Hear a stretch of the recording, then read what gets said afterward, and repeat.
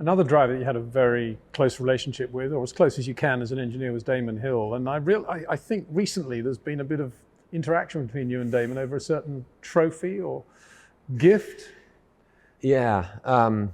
So in '96, one problem we had in the transmission, I was still responsible for that, was the clutch release bearing, a pretty basic and unexciting, not very sexy component, but it is required to allow the disengagement of the clutch, either for pulling away, for starting the race, for changing gear. By then we were changing gear using the clutch only for downshifts. Up changes would be done at full throttle with no opening of the clutch. But yeah, I'd had a bit of a nightmare season. In those days, the engine development was constant. There was a new fuel, there was a new camshaft design, there was 200 revs more for qualifying, there was 100 revs more for the race. There was the new throttle slides, there was the new inlet valve, there was the new fuel, and development was constant. And the vibration regimes of the engine were hideous. We used to measure with accelerometers on the structure of the engine, body accelerations of the surface of over 100, I think probably a couple of 100 G. And these would give all sorts, these vibrations cause all sorts of problems. We had suspension joints, spherical joints, rose joints, that would shake themselves to pieces. And the clutch release bearing, it was a very simple ball bearing with a cage with two rubber seals. And the seal would start to fail, the cage would break through fatigue fracture. So I chased this problem all year with a specialist manufacturer, making prototype after prototype, taking a prototype bearing, running it for the first time in practice. We were so like this. And for that particular race, we'd run, we'd done some testing with running clutchless downshifts as well, which meant that this clutch release bearing was not required to operate every couple of seconds for the downshifts. And so it was only used for the pull away from on the start, on the racing start, or for any pit stops. Other than that, it was a passenger, and therefore we'd done this testing. So we were at a family birthday party, and I went and found a spare bedroom with a telly and watched the race. And Murray Walker said at 10 or 15 laps before the end, "Williams have hung out a board saying clutch 2. I wonder what that means." And I said, "I don't wonder what it means.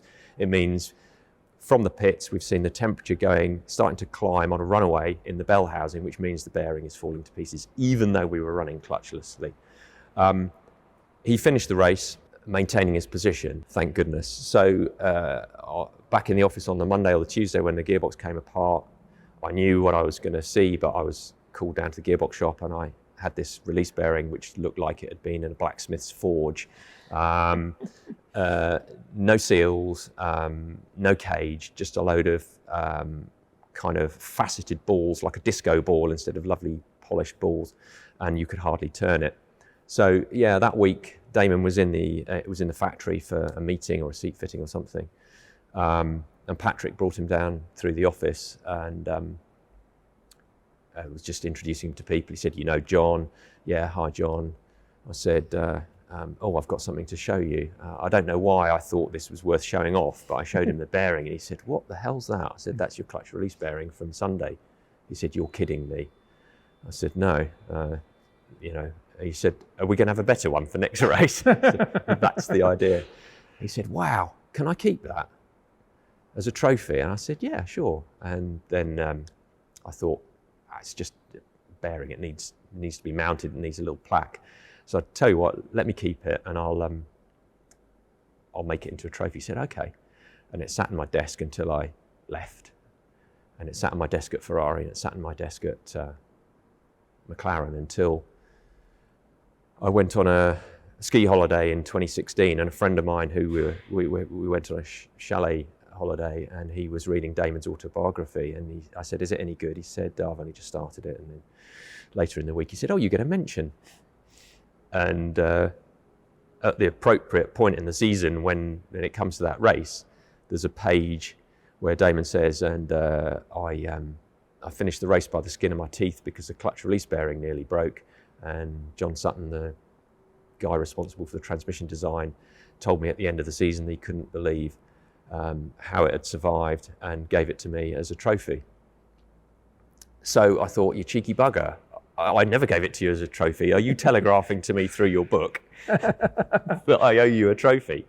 So I set about 20 years late, getting this thing mounted on a lovely piece of mahogany with a brass plate and stuff. And we didn't know whilst in our school days that we were at the same school, but we were, which was something we discovered in a chat at a test one year. So I had this plaque saying Damon Hill, Portuguese Grand Prix, 2nd place.